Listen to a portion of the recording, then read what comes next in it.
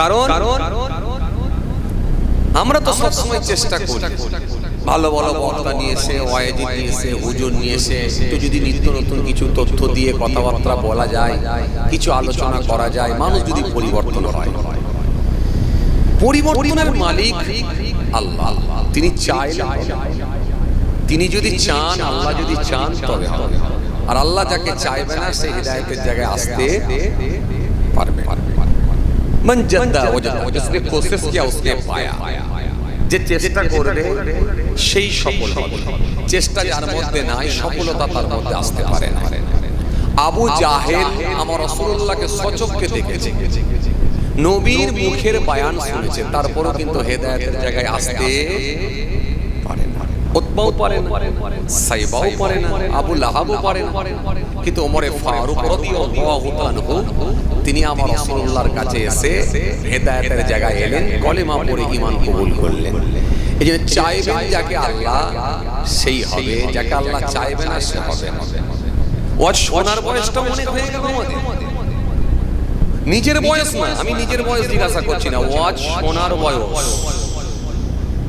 একজনের ওয়াজ শোনার বয়স হয়ে গেল 35 বছর, কারোর ওয়াজ শোনার বয়স হয়ে গেল 30 বছর, কারোর ওয়াজ শোনার বয়স হয়ে গেল 40 বছর। নিজের বয়স না, খালি ওয়াজ শোনার বয়স। তুই 40 বছরে কত হুজুর আপনি ঘাটলেন, কত নিত্য নতুন ওয়াইজিনকে আপনি নিয়ে এলেন, এটার থেকে ওটা ভালো হবে, ওর থেকে এটা ভালো হবে, ওর থেকে এটা ভালো হবে। এই হুজুরটাকে যদি নিয়ে এসে আর পাড়ায় মনে হয় একটা বন্ধন থাকবে না, আমাদের পাড়ায় আর মহিলা সমিতি থাকবে না। এই হুজুরটাকে একবার নিয়ে আয়, এই এলাকায় একটা আর দাঁড়ি চাচা লোক খুঁজেই পাবি। পরে দেখা যাচ্ছে দাঁড়ি চাচা সংখ্যা বাড়ছে। কি হলো রে ভাই, কথা বলে। তুই যে বললি দাঁড়ি চাচার একটা লোক থাকবে না, দাঁড়ি চাচার সংখ্যা বেড়ে যাচ্ছে। তুই বললি ওই হুজুরকে নিয়ে এলে আর একটা মিথ্যাবাদী থাকবে না, তো বেড়ে যাচ্ছে। তখন বোঝা যাচ্ছে ও আল্লাহ হেদায়েত দেয়নি বলে হয়নি, ওয়াজ শোনার বয়স বাড়বে কিন্তু আল্লাহ চাইনি বলে হয়নি। এজন্য নিজের চেষ্টা, আর মালিক যদি চায়, আল্লাহ যদি চায় তবে হবে, নালে কিন্তু তবে এই চেষ্টাটা কিন্তু নিজে যদি চেষ্টা না করি কোনোদিন কিন্তু আমি সফলতা আমার মধ্যে আসবে না। এই চেষ্টাটা অনেকে বলে আল্লাহ যা করাবে হবে, আল্লাহ যা খাওয়াবে হবে। না, আল্লাহ খাওয়াবেন, আল্লাহ করাবেন, এটা ঠিক, কিন্তু চেষ্টাটা আপনার। আপনি দিনের বেলা একটু হাতটা ঘুরিয়ে যদি মাঠে না যেতেন, নাগলটা না করতেন, দুটো পয়সা ওখান থেকে হতো না। দিনের বেলা যদি একটু তেরে মেরে না সকালবেলা বেরোতেন, গায়ে পাঞ্জাবিটা দিয়ে মুদিখানা দোকান যদি না খুলতেন, তাহলে ওখান থেকে কিছু টাকা ইনকাম হতো না। তাহলে এই চেষ্টাটা কিন্তু আপনাকে করতে হয়েছে। দেওয়ার মালিক আল্লাহ, কিন্তু চেষ্টাটা আপনার। আসলে এই চেষ্টা কিন্তু করতে বলেছেন কি আল্লাহ বলেছেন, নবী বলেছেন চেষ্টা করো। কিন্তু আমাদের দুঃখের বিষয় কি বলেন তো, আমরা বুড়ো বয়সে চেষ্টা করি। যেই 50 পার হয়ে গেল, মুখে দাড়ি ছেড়ে দিল, 5 ওয়াক্ত নামাজ পড়লো, মুখে দাড়ি রেখেছে, নামাজ পড়েছে, বলছে এবারে জান্নাতে চলেছে। এই যে মুখে দাড়ি ছেড়েছে, নামাজ পড়েছে, জান্নাতে চলেছে, সমস্যাটা কোথা বলেন তো? সমস্যাটা হচ্ছে এটা তো বিনা প্র্যাকটিসে দাঁড়ি, বিনা প্র্যাকটিসে নামাজ। এই প্র্যাকটিস না করে জায়গায় পৌঁছানো যায় না। এবারে সমস্যাটা কি? সমস্যাটা হচ্ছে ওই যে আসরের নামাজ যখন পড়তে যাচ্ছে, এই 20 বছর যে সে তাস খেলা অভ্যাস, সে একেবারে কিন্তু তার ঝোঁকটা কেটে যায় না। ওই তাসখোরদের কাছে দাঁড়িয়ে দেখে নিচ্ছে চালটা ঠিক আছে কিনা, যদিও নামাজ পড়তে যাচ্ছে চালটা দেখে যাচ্ছে। এই কথা মনে বুঝতে পারছে? এজন্য প্র্যাকটিসটা হবে 7 থেকে। নবী বললেন প্র্যাকটিস করো 7 থেকে। 7 থেকে যদি প্র্যাকটিস করতে পারো, জায়গায় পৌঁছাতে পারবে। একটা খারেজি মাদ্রাসার ছাত্র, একটা হাফেজি মাদ্রাসার ছাত্র 7 বছর বয়স থেকে যখন তাকে মাদ্রাসায় পাঠিয়েছেন, খারেজি মাদ্রাসা, হাফেজি মাদ্রাসায় পাঠিয়েছেন, ওস্তাদ রাত 4:15, ভোর 4:15 তাকে কাঁচা কঞ্চির বাড়ি পেটাচ্ছে। এই ওঠ, ফজরের নামাজ পড়বি, ওঠ। 4:30 জামা 4:15 হয়ে গেল, ওঠ। সেই ছেলেটা চোখ লগড়াতে লগড়াতে উঠছে, 7 বছর 8 বছর বয়স। উঠে সেই ছেলেটা ওযু মানিয়ে মাঘ মাসের ঠান্ডা, পৌষ মাসের ঠান্ডা, থরথর করে কাঁপতে কাঁপতে মসজিদে যাচ্ছে নামাজ পড়তে। এ প্র্যাকটিস করছে 7 থেকে, আর আপনি প্র্যাকটিস করছেন 60 থেকে। দুটো নামাজ এক হতে পারে না। এই ছেলেটার প্র্যাকটিস হচ্ছে যখন বাল্য থেকে যৌবনকালে পদার্পণ করেছেন, দাড়ি ফুটছে, আর আপনার দাড়ি ফুটছে 60 পার হলে। দুটো দাড়ি এক হতে পারে না। এই ছেলেটা হারাম আর হালাল শিখেছে 7 থেকে 8 থেকে, আপনি হালাল শিখেছেন সেই বয়স হলে 60 থেকে। দুটো সিস্টেম এক হতে পারে না। এই সিস্টেম এক না হওয়ার কারণে আমরা কিন্তু এখনো পর্যন্ত পরিবর্তনের জায়গায় পুরোপুরি ভাবে আসতে পারি না। একটা সাইকেল চালাতে গেলে আপনাকে প্র্যাকটিস করতে হয়। প্রথমে হাফ প্যাডেল, তারপরে ফুল প্যাডেল, তারপরে সিটে উঠতে হয়। 2-4 বার যখন কাচার খেয়েছেন, গায়ে রক্ত ছিঁড়েছে, কেটেছে, হেরেছে, গায়ে রক্ত কেটে বেরিয়ে গেছে, ওই সাইকেলে যখন আপনি দেখলেন 2-4 বার কাচার খেয়ে যখন শরীর দিয়ে রক্তপাত হয়েছে, শরীর দিয়ে রক্ত ঝরে গেছে, তখন ওই দিনের রক্তপাতটাকে আপনি কিছু মনে করেননি, বরং পাশের সঙ্গী সাথীদেরকে গর্ব করে বলেছিলেন, রে সাইকেল চালালে একটু রক্ত দিতে হয়। কেন আপনি এখানে বুঝিয়ে দিয়েছেন সাইকেল চালানো শিখতে গেলেও রক্ত দিতে হয়, তার মানে প্র্যাকটিস না হলে সাইকেল চালানো হয় না। তাহলে আপনি কি করে ভাবলেন যে বিনা প্র্যাকটিসে জান্নাতে চলে যাব? ওই নামাজ হবে না। বিনা প্র্যাকটিসের নামাজ জান্নাতে চলে যাবেন। এই নামাজটা হচ্ছে, এটা কি জেনেছেন একবার? এই নামাজ হয় না। আল্লাহ ইচ্ছা করলে আটকাতে পারে, না আটকাবার কিছু নেই। লজিক্যাল ডিসক্রিপেন্সিতে আপনাকে আটকে দিতে পারে। আপনি আধার কার্ড দিয়েছেন, ভোটার কার্ড দিয়েছেন, প্যান কার্ড দিয়েছেন, রেশন কার্ড দিয়েছেন, বার্থ সার্টিফিকেট দিয়েছেন, স্কুল অ্যাডমিট দিয়েছেন, পাসপোর্ট দিয়েছেন, তারপর লজিক্যাল ডিসক্রিপেন্সিতে আপনাকে আটকে দিয়েছে। হিয়ারিং এসো, সমস্যা কি স্যার? আমার কি হলো আবার? আমি তো সব কাগজপত্র দিয়েছি। 2002 সালে নাম ছিল আব্দুল খালেক, আর 2025 সালে নাম উঠে গেছে মোহাম্মদ আব্দুল খালেক। এই মোহাম্মদ আব্দুল খালেক, এই মোহাম্মদটা অ্যাড হয়ে যাওয়ার কারণে লজিক্যাল ডিসক্রিপেন্সিতে তোমাকে আটকে দেওয়া হয় যে সন্দের তালিকায় এসেছো। হিয়ারিং এসো। তা আল্লাহ আপনাকে ডাকতে পারে না, হিয়ারিং এসো। 60 বছর বয়সে তুমি নামাজ পড়া শিখলে, নামাজের ফরজ জানলে না। 60 বছর বয়সে তুমি নামাজ পড়া শিখলে, নামাজের ওয়াজিব জানলে না। 60 বছর বয়সে তুমি নামাজ পড়া শিখলে, নামাজের ভঙ্গের কারণ জানলে না। 60 বছর বয়সে তুমি নামাজ পড়া শিখলে, নামাজের মাকরু জানলে না। 60 বছর বয়সে নামাজ পড়া শিখলে কোন দিকে তাকাতে হতো তা জানতে না। সিজদার দিকে তাকাতে হতো না, উপরে সিলিং পাকার দিকে তাকাতে হতো তা জানতে না। তো আল্লাহ ইচ্ছা করলে বলতে পারে না হিয়ারিং এসো। কথা বলে কথা বলছেন, হিয়ারিং এসো। হিয়ারিং এর দিকে যদি আল্লাহ ইচ্ছা করলে আন্ডার অ্যাডজুডিকেশনে মারতে পারে, আবার ডিলিট মেরে দিতে পারে, আবার কাউকে অ্যাপ্রুভ করতে পারে। এখানে তো আপনার আমার কোনো এখতিয়ার চলবে না, কোনো কথা হবে না। বলতেই পারে সল্লু কামা রাআইতুমুনি উসাল্লি, যে নামাজ আমার নবী শিখিয়েছে সেই নামাজ হয় না। সুতরাং এই নামাজ আমার কাছে পছন্দ হয়নি, আমি আল্লাহর কাছে ভালো লাগেনি, বাট এই নামাজ আমি কবুল করলাম না। যা তুই এখান থেকে বেরিয়ে যা। এখন তোকে আন্ডার অ্যাডজুডিকেশন মেরে রেখেছি, পরে বিবেচনা করে দেখবো এটাকে অ্যাপ্রুভ করব না ডিলিট মেরে জাহান্নামে দেব, সেটা আমি বিবেচনা করে দেখবো। বলো নামাজি লোক কি উত্তর হবে ওই সময়? আসেন, ভুল বুঝবেন না, রাগ করবেন না। যতক্ষণ পর্যন্ত আমাদের ভেতরে ইত্তাকুল্লাহ, আল্লাহর ভয়টা পরিপূর্ণ না ঢুকে যায়, জানবেন ততক্ষণ পর্যন্ত আপনি আমি কিন্তু লাইনে আসতে পারবো না। আর আল্লাহর ভয় যখন পরিপূর্ণভাবে আপনার আমার ভেতরে, আমাদের ভেতরে আসবে, আমি আল্লাহর দরবারে কি জবাব দেব, তখনই জানবেন আপনি লাইনে আসতে পেরেছেন। খুব কঠিন ব্যাপার, খুব কঠিন ব্যাপার। হে দুনিয়া নওসান নেওয়াগেন, क्या मैं मुरब्बी বাবার আসরে গিয়ে দাড়ি তো অনেক পরের কথা, জুব্বা তো অনেক পরের কথা, পিরহান তো অনেক পরের কথা।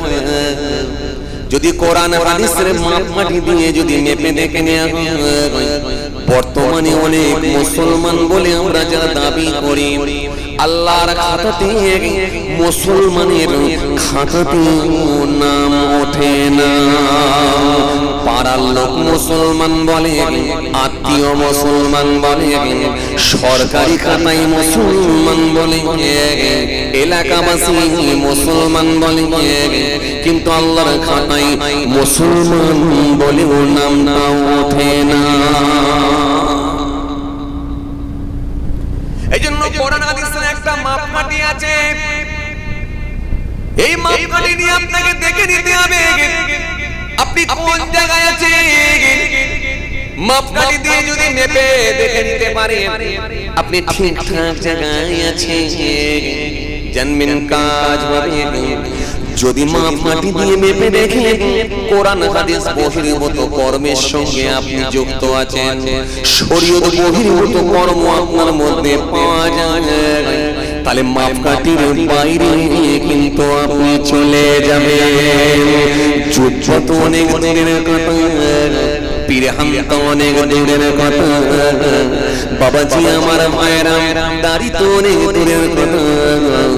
নবীর হাদিস থেকে যদি প্রমাণ করা হয়, আল্লাহর কোরআন থেকে যদি প্রমাণ করা হয়, বহু মানুষের নাম কিন্তু মুসলমানের খাতাতে ওঠে না।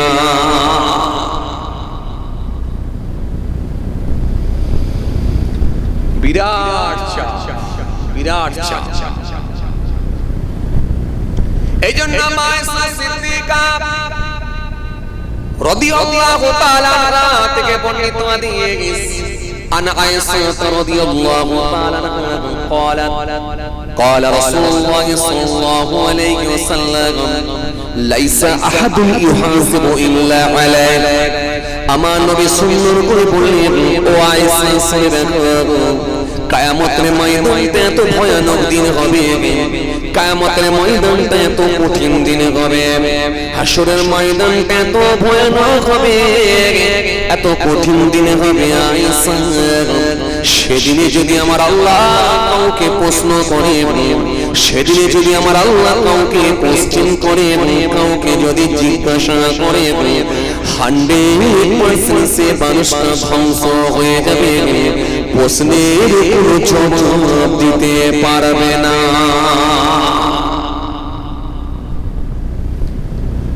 আম্মা জান মায়েশা সিদ্দিকা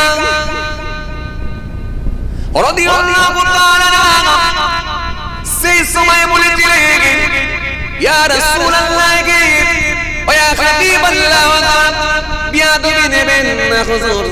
আল্লাহ পাক এই কথা বলেন না, فأما من أوتي كتابه بيمينه فسوف يحاسبه حسابا يسيرا। والله নবী বিয়াদবি নেবেন না হুজুর। সেদিনে যারা আমলনামাটা আমার আল্লাহ ডান হাতে দিয়ে দেবেন, সেই মানুষটা তো খুব সহজেই পার হয়ে যাবে। ওয়াল্লাহ নবী বিয়াদবি নেবেন না, এই কথা কি আমার আল্লাহ বলেন না?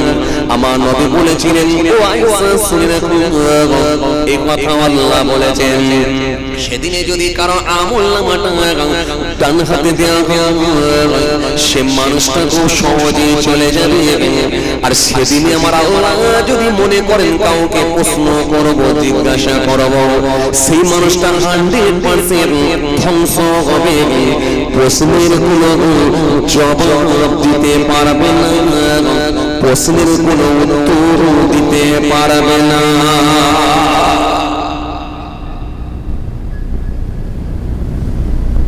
কথা কিছু বুঝতে পারছেন বাবাজি? যতটা সহজ আমরা মনে করছি ততটা সহজ নয়। কোরআন আর হাদিস যিনি আসবে তিনাকে বলতে হবে, যিনি আসবে তিনাকে বলতে হবে। প্রয়োজনে কেউ সামনে রেখে বলবে, প্রয়োজনে কেউ পকেটে নিয়ে বলবে, কেউ আবার মুখস্থ বলবে, কিন্তু কথা একই বেরোবে। কথা মনে বুঝতে পারে? প্রয়োজনে কেউ সামনে নিয়ে বলবে, কেউ পকেটে নিয়ে বলবে, এর ভেতরেও কোরআন আর হাদিস আছে। এই পকেটে নিয়ে বলবে, কেউ আবার মুখস্থ বলবে, কিন্তু কথা একই, এর বাইরে বলতে পারবে। তাহলে কি বুঝলেন এতক্ষণ? মালিক যদি মনে করে ধরবো 100% সে মানুষটা ধ্বংস হবে, প্রশ্নের জবাব দিতে পারবে না। কে বলছে? রাসূল। এতনিয়া নওসান জামাকেরা, ইয়া মাই মুরব্বিরা, বাবা রাসূলকে দিয়ে কিতাবের মধ্যে পাওয়া যায় আল্লাহ নবী সুন্দর করে জানিয়ে দিলেন, আল্লাহ নবী সুন্দর করে জানিয়ে দিলেন, কিতাবের মধ্যে পাওয়া যায়। আমার নবী সুন্দর করে বললেন, ও আয়েশা শুনে রাখো, সেই দিনটা এত ভয়ানক দিন হবে যেদিনে আমার আল্লাহ কাউকে জিজ্ঞাসা করবেন, সেই দিনটা কিন্তু বড় কঠিন দিন হয়ে যাবে। কিতাবের মধ্যে পাওয়া যায়, হযরত ইবনে মাসউদ থেকে বর্ণিত হাদিস, আল্লাহ নবী সুন্দর করে জানিয়েছেন, কাল কিয়ামতের ময়দানটা এত কঠিন দিন হবে, এত ভয়ানক দিন হবে, কিয়ামতের ময়দানটা এত কঠিন দিন হবে যেদিনে আমার আল্লাহ পাঁচটা প্রশ্ন করবেন বান্দাকে, ওই পাঁচটা প্রশ্নের জবাব না দেওয়া পর্যন্ত কোন বান্দা এক কদম আগাতে পারবে না, তারই নাম হলো কিয়ামত।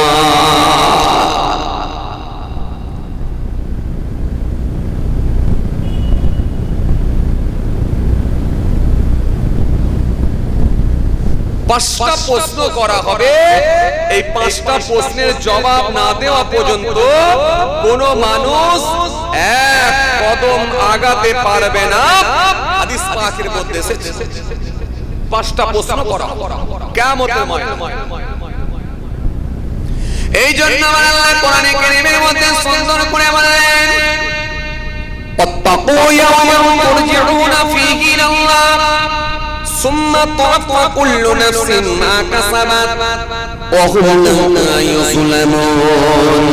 আমার আল্লাহ সুন্দর করে বললেন, ওয়াত্তাকু ইয়াওমান, ওই দিনকে তোমরা ভয় করো, ওয়াত্তাকু ইয়াওমান তুরজিউনা ফীহি ইলাল্লাহ, যেদিনে তোমাদেরকে আমি আল্লাহর কাছে ফিরে আসতে হবে। সুম্মা তুওয়াফা কুল্লু নাফসিন মা কাসাবাত ওয়া হুম লা ইউযলামুন, সেদিনে প্রত্যেকের আমলগুলোকে তাদের সামনে তুলে ধরা হবে। সেদিনে অন্যায়ভাবে কারোর উপরে কোনো জুলুম করা হবে না। ফামান ইয়ামাল মিসকালা যাররাতিন খায়রান ইয়ারা ওয়া মান ইয়ামাল মিসকালা যাররাতিন শাররান ইয়ারা।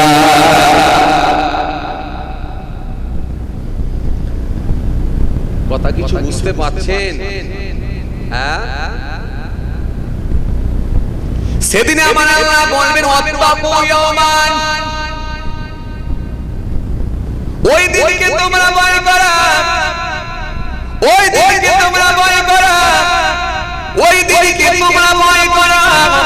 ওয়াত্তাকু ইয়াওমান তুরজিউনা ফীহি ইলাল্লাহ, যেদিনে তোমাদেরকে আমার কাছে ফিরে আসতে হবে। ওয়াত্তাকু ইয়াওমান, ওই দিনকে তোমরা ভয় করো, ভয় করো, ভয় করো, যেদিনে কোনো ক্ষমতা চলবে না, পাটির বল, লাঠির বল, গায়ের বল, শক্তির বল, পয়সার বল, ক্ষমতার বল, ফারেস্তা খালি একটাই কথা বলবে, সোজা হয়ে চল। সেই দিন তার নাম হলো কিয়ামত। ওয়াত্তাকু ইয়াওমান তুরজিউনা ফীহি ইলাল্লাহ, যেদিনে তোমাদেরকে আমার কাছে ফিরে আসতে হবে।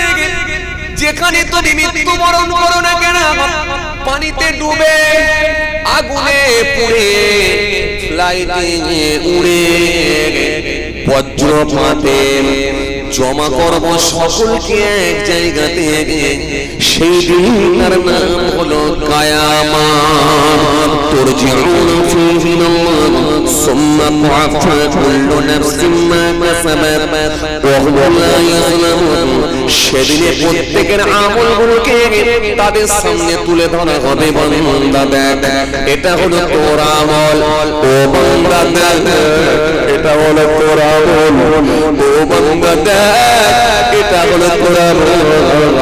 তোকে আমি 80টা বছর বাঁচিয়ে রেখেছিলাম, কি করেছিস বান্দা একবার দেখ। তোকে আমি 70 বছর বাঁচিয়ে রেখেছিলাম, ও বান্দা কি করেছিস একবার দেখ।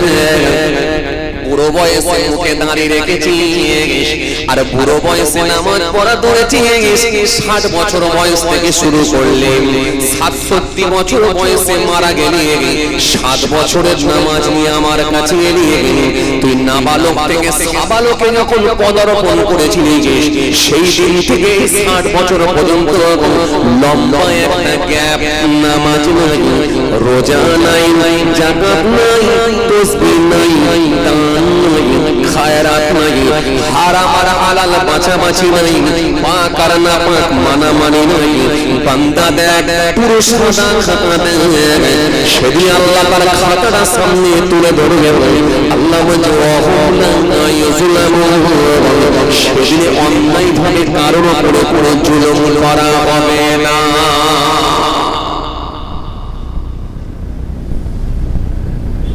কি বললাম কথা একই, কেউ সামনে রেখে বলবে, কেউ পকেটে নিয়ে বলবে, কেউ মুখস্থ বলবে, কথা একই, সবাইকে একই কথা বলতে হবে। আল্লাহর কোরআন নবীর হাদিস কথা বলে না, এর বাইরে যাবার জায়গা নেই। এর বাইরে গেলে আপনি আটকে যাবেন, আর যিনি শুনবেন উনিও আটকাবেন, যিনি বলবেন তিনিও আটকাবেন। এর বাইরে যাবার নেই। কোরআন হাদিসের একটা মাপকাঠি আছে, সার্কেল আছে।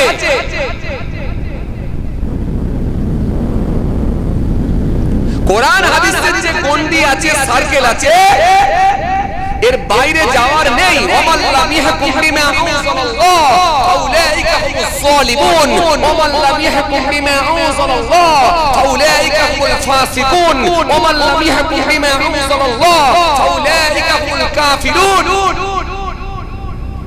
আল্লাহ বলে আমার আইনকে মানতেই হবে, আমার সংবিধানকে মানতেই হবে, আমার কোরআনকে মানতেই হবে, আমার ওয়াকে মানতেই হবে, তোমাদের মান্যতা দিতেই হবে। যদি না দাও ফাউলাইকা হুমুস সালিমুন, অতঃপর সেই ব্যক্তিটা হবে জালিম। যদি তোমরা আমার আইনকে মান্যতা না দাও অত্তাকু, আমার আল্লাহ বলেন ফাহুম লা ইউজলামুন, সেই ব্যক্তিটা হবে জালিম। কোরআন শরীফের মধ্যে আল্লাহ বলছেন, কোন জায়গায় জালিম বলছেন, কোন জায়গায় কাফির বলছেন, কোন জায়গায় আল্লাহ বলছেন, কোন জায়গায় বলছেন আমার আল্লাহ জালিম, কোন জায়গায় বলছেন ফাসিক, কোন জায়গায় বলছেন কাফির। তার মানে কাউকে কাফের, কেউ ফাসিক, কেউ জালিম হিসেবে পরিণত হবে যদি আল্লাহর সংবিধানকে যদি মান্যতা না দেয়। সংবিধান আপনাকে মানতে হবে।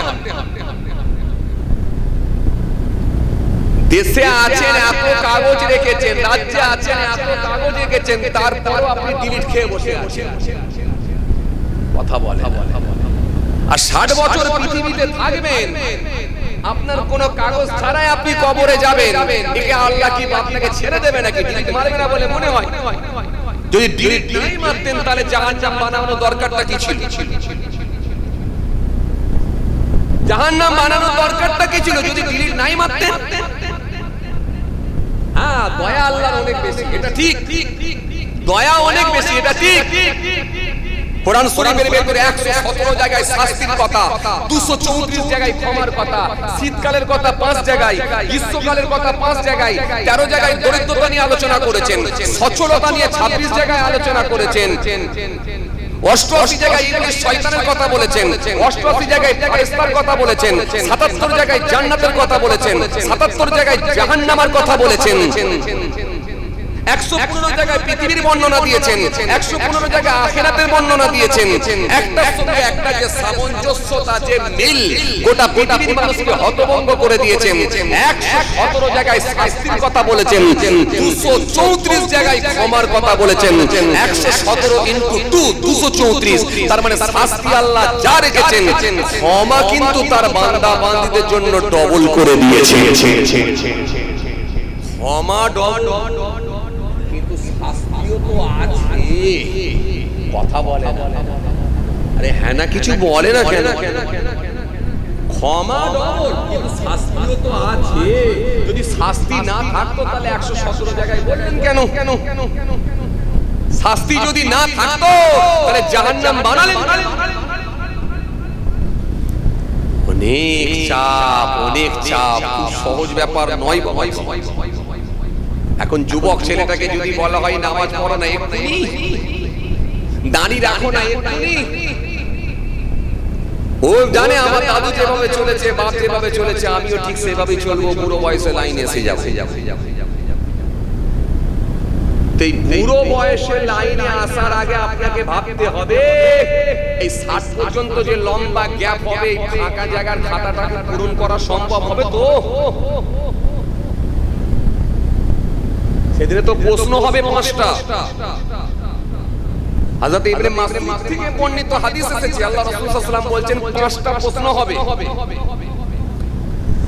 এই যে 5টা প্রশ্ন হবে, এই 5টা প্রশ্নের সম্মুখীন প্রত্যেকটা বান্দাকে হতে হবে। কোন বান্দা ওই প্রশ্নের জবাব না দিয়ে এক বলতে পারবে না, এক কদম ফেলতে পারবে না ওই 5টা প্রশ্নের উত্তর না দিয়ে।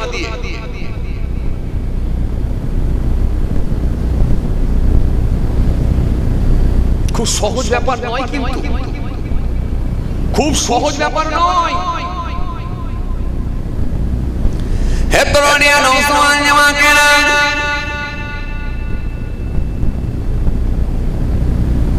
হে আমার মুরব্বিরা,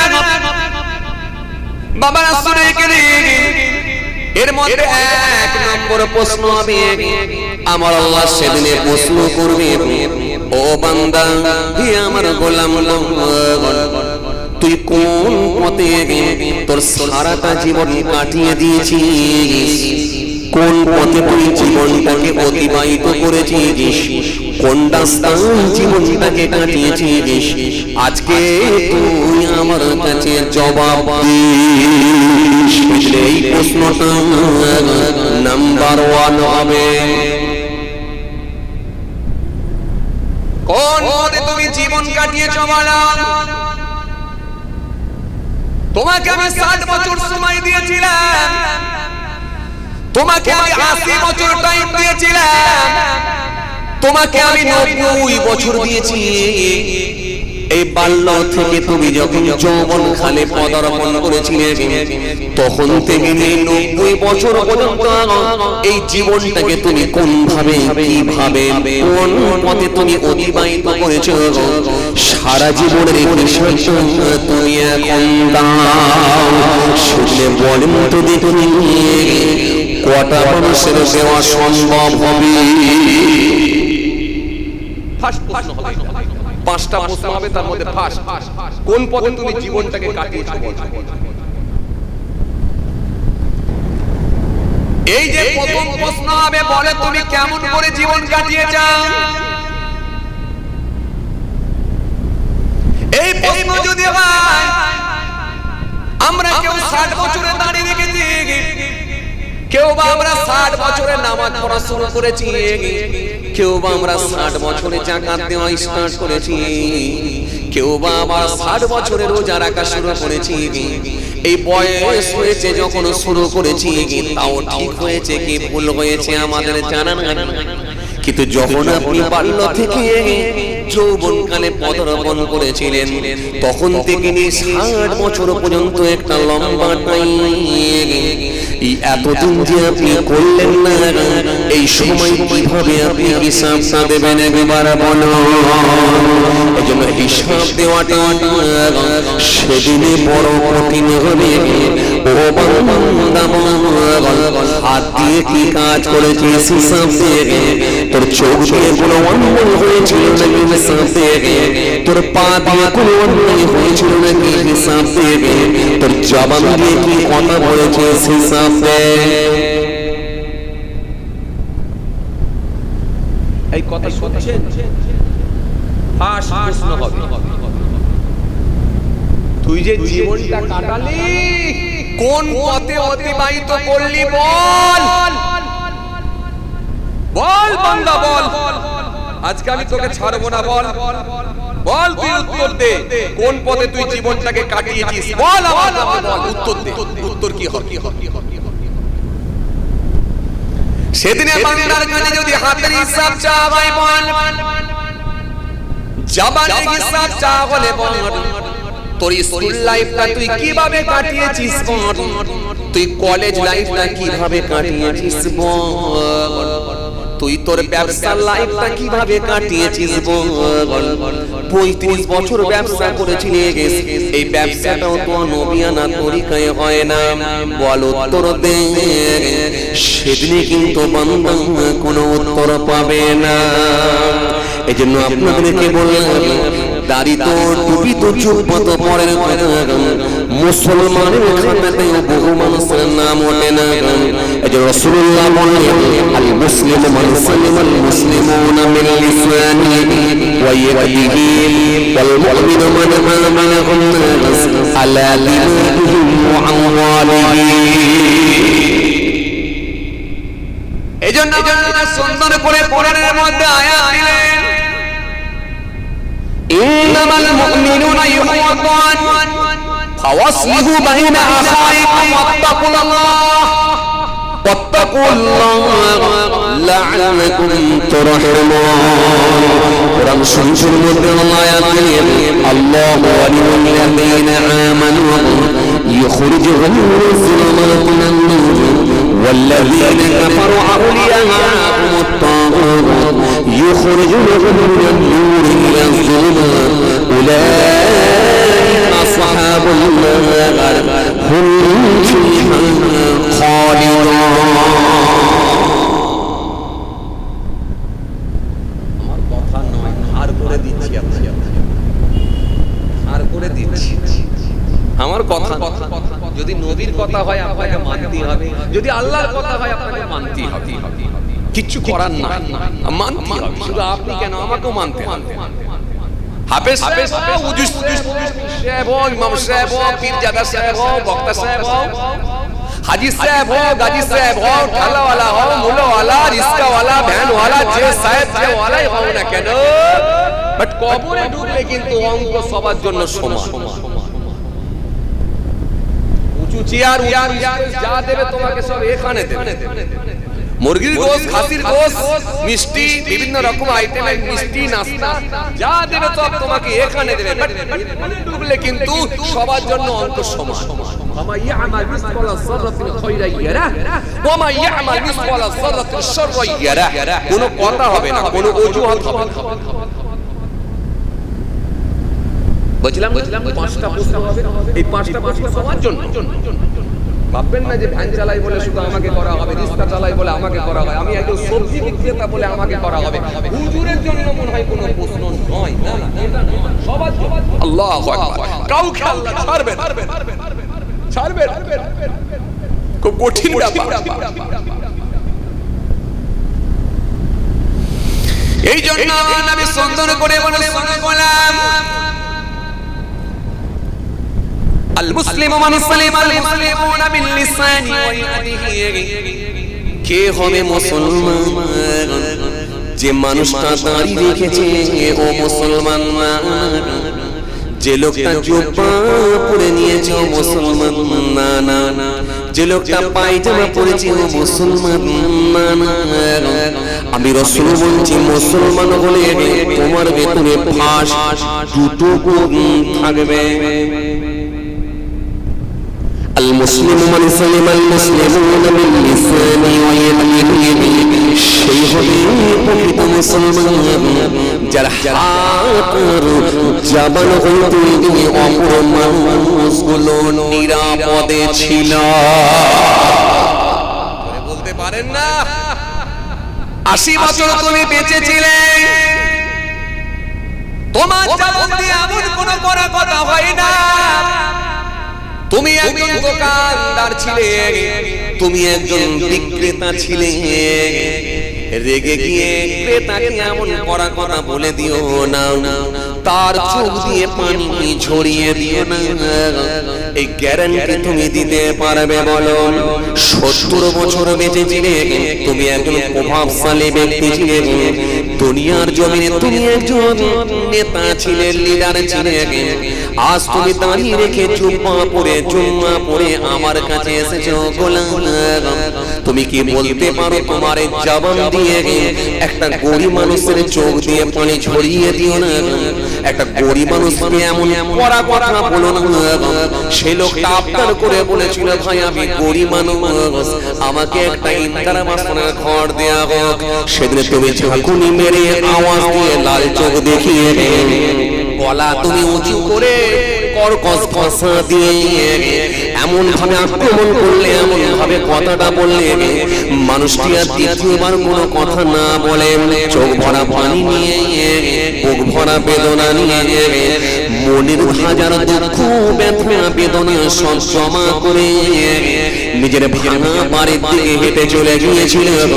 আর আজকে তুমি বড় পণ্ডিত হয়ে 60 বছর বয়সে দাঁড়িয়ে রেখে বড় জোর পা পড়ে তুমি নিজেকে জীবনে দাঁড়িয়ে করে আমার কাছে এসেছো।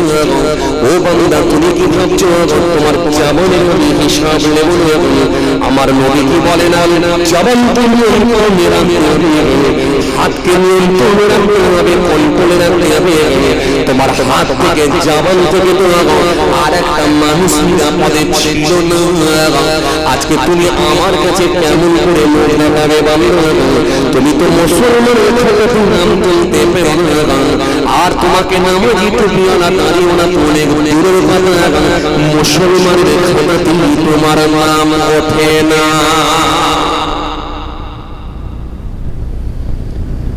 কি বাবাজি কথাবার্তা বলছেন না কেন? রাগটা করছেন নাকি? আপনারা ভাবছেন মনে হয় যত রাগ আমাদের উপরে ছেড়ে দিচ্ছে, তাই না? অত বিশ্বাস করেন আপনাদের সঙ্গে আমার কোনো মনোমালিন্য নেই, বিশ্বাস করেন, কোনো রাগারাগি নেই। আল্লাহ জানে, বিশ্বাস করেন। একেবারে সার্বিক ভাবে বলছি, একেবারে নিরপেক্ষ ভাবে। শরীয়ত তো কারোর মুখে কথা বলে না, শরীয়ত কি কারোর মুখে কথা বলবেন না। শরীয়ত শরীয়তের মতো চলবে, গতিতে চলবে। অনেকটা রেলগাড়ির সঙ্গে আপনি ধরে নিতে পারেন। রেলগাড়ি যেমন পাতের ওপর দিয়ে বেরিয়ে যায়, যে পড়বে সেই কেটে বেরিয়ে যায়। সে হুজুর হোক, ডক্টর হোক, ইঞ্জিনিয়ার হোক, উকিল হোক, হাকিম হোক, রিক্সা চালক হোক, ভ্যান চালক হোক, সবজি বিক্রেতা হোক, শরীয়ত বহির্ভূত পর্বের সঙ্গে যে যুক্ত থাকবে ওই রেলগাড়ির পাতে পড়বে, কেটে বেরিয়ে যাবে। শরীয়ত কারোর মুখ চেয়ে কথা বলবে না, বলবে না। এই জন্য বাবাজি আমার ভাইরা, এই জন্য আমার নবী সুন্দর করে বললেন, তাহলে এক নম্বরে কে? তুমি যদি মুসলমান বলে নিজেকে দাবি করো, আগে তোমার হাত আর তোমার জবানকে কন্ট্রোলে রাখতে হবে। তুমি জুমার দিনে একজন হাজী সাহেব নিজেকে অনেক প্রভাবশালী ব্যক্তি বলেছিলেন। তোমার বড় ছেলেটা রাজনীতির সঙ্গে যুক্ত ছিল। তোমার কি মনে আছে, একটা সাধারণ যুবককে লাল চোখ দেখিয়ে কথা বলেছিলেন? সাধারণ যুবকটা তো কোনো অন্যায় করে না, জুমার দিনে মাঠ থেকে উঠে আসছিল, হাতেতে একটা কোদাল ছিল, মাঠ থেকে আলু বাড়ি থেকে পানি পাইয়ে উঠে আসছিল। লঙ্গিটা তার কাদাতে কাদা লেগে গিয়েছিল, তার এক সাইজ গেঞ্জিটাই কাদা ছিটা লেগেছিল, গালে 2-4 ফোঁটা কাদা ছিটা লেগেছে, হাতে কাদা লেগে আছে। জুমার দিনে যখন 1:20 মিনিটে ওই ঢালাই রাস্তার উপর দিয়ে হেঁটে হেঁটে আসছিলাম, অমনি তুমি হাজী সাহেব তোমার সঙ্গে দেখা হয়েছিল। তুমি সেই সময় কি বলেছিলে? তোমার মুখে সেই নম্রতা ভদ্রতা ছিল না, তোমার মধ্যে সেই শিষ্টাচার ছিল না। তুমি সেই সময় পয়সা তোমার ছিল বলে লোকবল জঙ্গল অর্থ সব বলে বলিয়ান হয়ে তোমার ছেলে রাজনীতির সঙ্গে যুক্ত ছিল বলে তোমায় অনেক পাওয়ারফুল লোক নিজেকে মনে করেছিলে। সেদিন ওই যুবকটাকে বলেছিলে, এই যুবক আজকে জুমার দিয়ে জুমার নামাজটাও পড়লি না, তুই মরলে যাবি একবার ধরেছি, তোর আখিরাত সব বরবাদ। সেদিন এরকম গরম গরম কথা যখন বললি, তুমি কি ভাবলে না তোমার জবানটাকে নিয়ন্ত্রণে রাখা দরকার ছিল? এটা সেদিনে তুমি কেন পারলে না?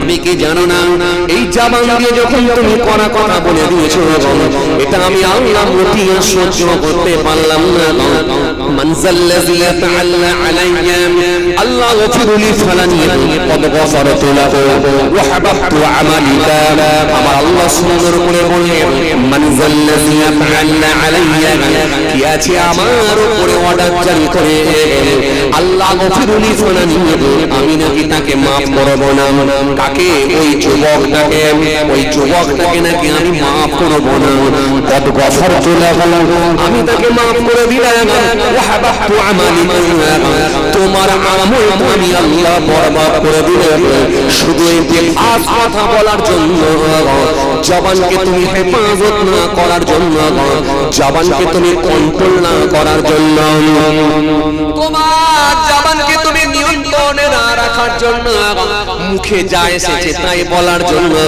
তোমার 60 বছরের নামাজ 60 বছরের রোজা দাড়ি টুপি যাকাত তোমার 3 বার হজকে আমি আল্লাহ এক মুহূর্তে সব বরবাদ করে দিয়েছি মুসলমানের লিস্ট থেকে তোমার নামটা কেটে দিয়েছি কারণ আমার রাসূল বলেছে দুটো কাজ থাকলে তবে মুসলমান বলে গণ্য হবে এই খাতে তোমার নামটা রাখলাম না তোমার সঙ্গে আমার কোনো সম্পর্ক থাকতে পারে না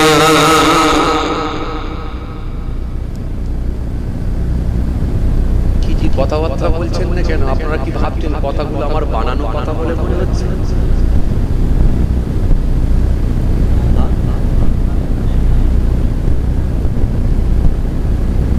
আমি শুধু অর্থটা করে দিচ্ছি একটু ভালো করে আপনাকে আপনি সহজে বুঝতে পারেন কিন্তু কথা বলতে হবে আপনাকে তো নিতে হবে হ্যাঁ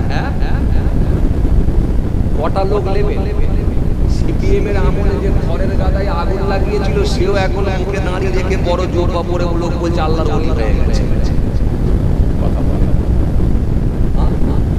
টিএমসির আমলে যে লোকটা ইন্দিরা বাসনের ঘরের টাকা মেরে খেয়েছে সেও এখন দেখা যাচ্ছে বড় জোর বা পরে মুখে দাঁড়িয়ে রেখে লোকে বলছে আল্লাহর ওলি হয়ে গেছে বিজেপির আমলে খালি মানুষকে ধরে ধরে মব লিঞ্চিং করেছে আর হত্যা করেছে পিটিয়ে মেরেছে সেও একটা সময় দেখা যাচ্ছে যে দল মাদ্রাসা ভেঙেছে মসজিদ ভেঙেছে সেই দলকে সমর্থন করেছে পয়সার লোভে করেছে সেও একটা সময় দেখা যাচ্ছে মুখে দাঁড়িয়ে রেখে বড় জুব্বা পরে মসজিদে যাচ্ছে লোকে বলছে আল্লাহর ওলি হয়ে গেছে